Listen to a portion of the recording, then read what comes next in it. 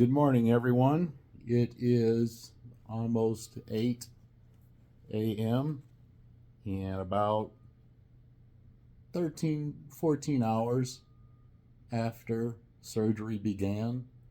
And I was told the surgery would take about up to 2 hours or maybe less.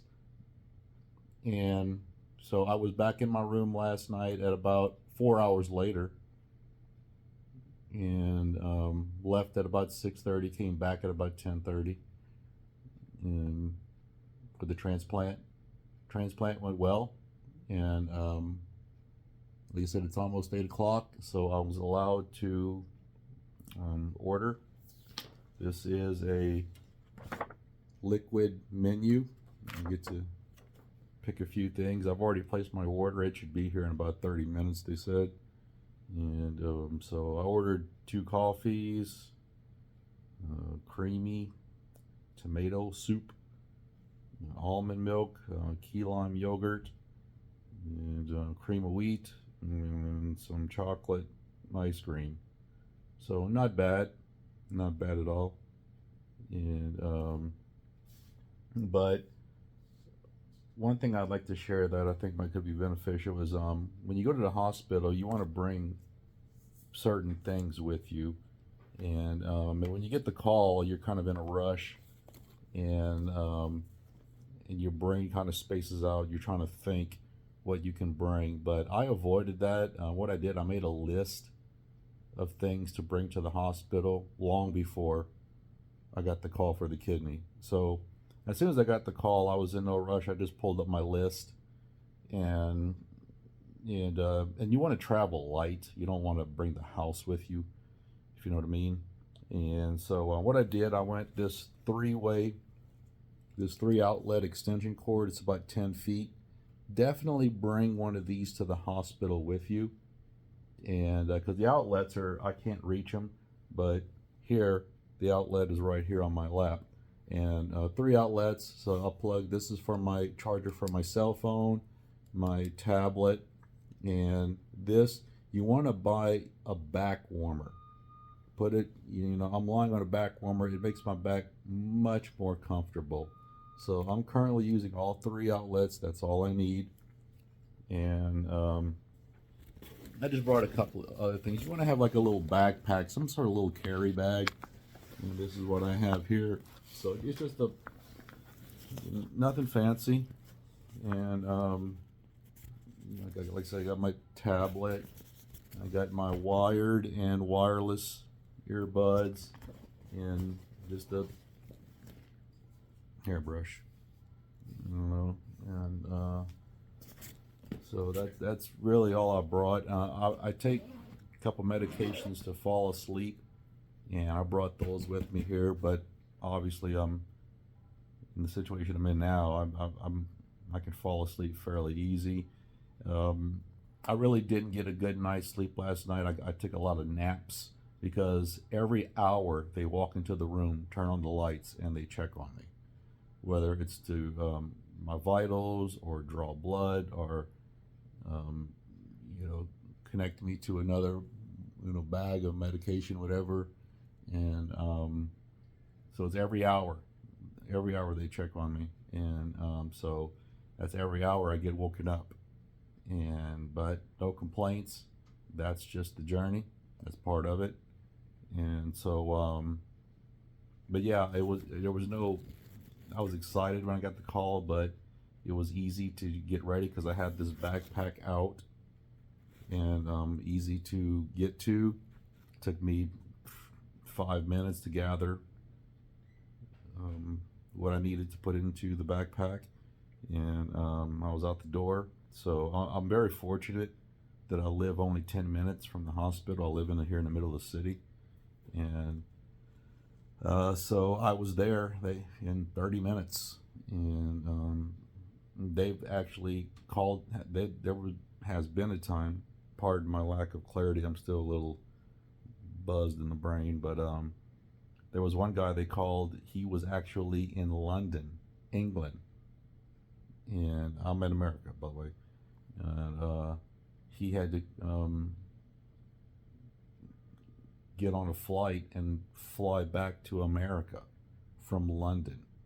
And the problem with that is, if I were him, you want to stay close to the hospital because you do not want that kidney waiting on you. You know, you want to get here and be waiting on the kidney. You want that kidney in your body ASAP. Okay, so the story of that guy in London when he got the call to come back to America, his kidney's sitting around waiting for him. You know, so I would never do that. I think that's irresponsible. You want to stay close as possible, close as possible, and so because where I live in the Midwest, obviously there's patients who live 2, 3, 4 hours away. They'd have to drive here.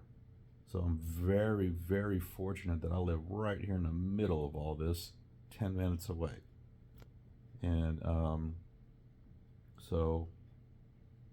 but yeah, it's just little things like that. And oh yeah, 10 hours after the surgery, they wanted to see if I can get up out of bed and stand and walk.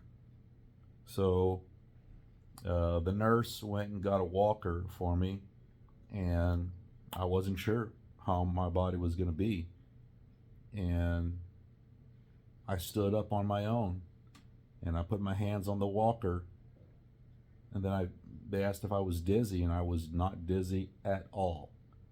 And I let go of the walker, stood up on my own. And they said, very good, very good. And they asked me if I wanted to walk, and I says yes. And I did the full circle on this floor, the full circle, and I did it easily. And the staff, the medical staff, they were very impressed. Eyebrows were up, and they said they'd only seen this one time before. Someone walk unassisted, no dizziness. And my lower abdominal is pretty sore. I felt like I've done hundreds of sit-ups, and feel like I've done a lot of core, body core exercises, and that's what it felt like. And so that when I brought up, core muscles, you really want to work those, because that prepares you for this surgery. And last year, or March of 2023, when I had my kidneys removed, both of them, I remember getting up out of bed. It was so hard because my abdominal area was extremely sore. It took 28 staples to close me up, and I knew that I had to strengthen up my core, and I started from scratch. I could not even do 5 sit-ups. Simply getting out of bed was very difficult. Getting up out of the sofa, off the sofa, out of the recliner, very, very difficult. And my abs were extremely weak. And that was about a 6-month process of just working those abs. And obviously sit-ups, I did planks, and I used to grab the monkey bars and hold on and then lift up my legs, try to make my knees touch my chest. And really strengthen that core. And plus jogging 5 miles almost every single day. And I am now enjoying the fruits of my labor, the hard work, all the time exercising that I put in. It's paying off. And so I hope this video encourages you, and you got to exercise. And I heard some chatter between a couple of nurses. The kidney I received came from a young deceased person, and I got one of his kidneys, and there's another person here, another patient, they got his other kidney. And he, it seemed that, now this is just whispering from about 10, 12 feet away. What they were saying seemed to me like that patient isn't doing very well. And I'm doing much better than him. And so I hope he gets better, obviously. But like I said, all the exercising, all the jogging, simply walking around the hospital, this one lap around, that wasn't hard at all for me.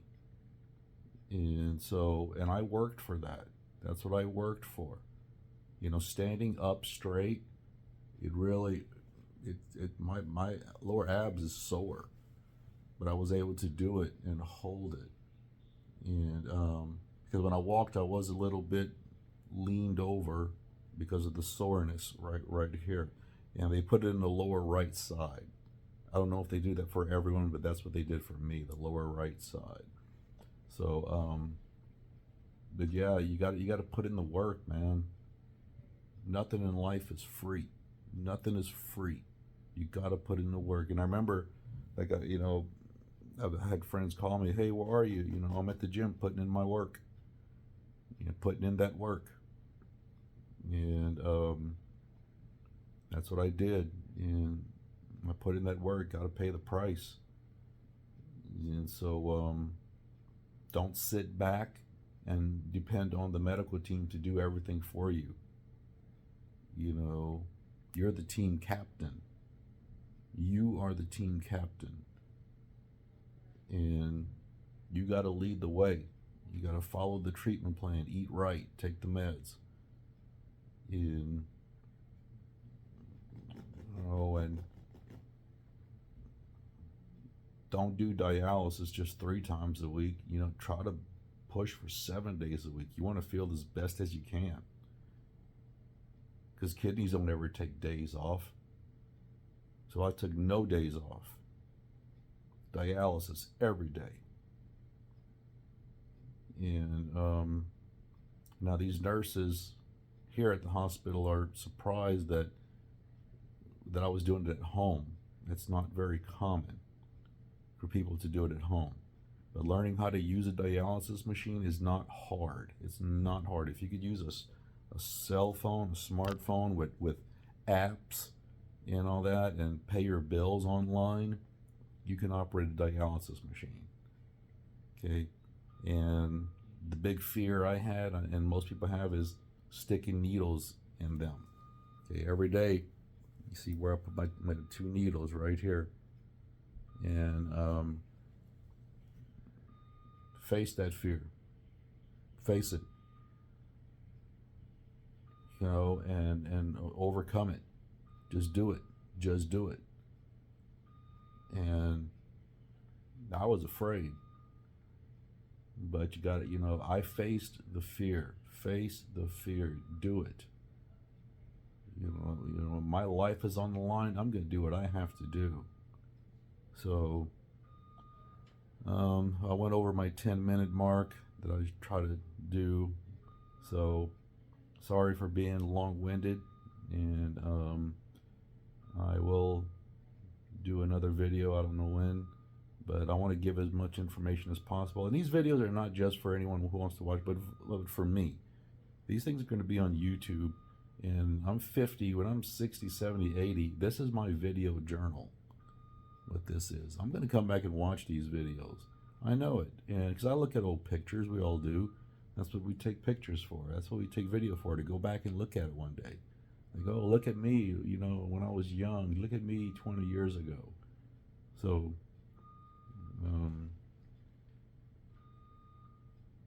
Dakota, you old bastard, you know, this was you when you were 50. Okay, you were in the hospital, you got a kidney transplant. And I don't know what my memory will be in 20, 30 years from now if I'm alive. But, you know, I'm talking to my old man self. You did good. You did good. So, hey, we're out.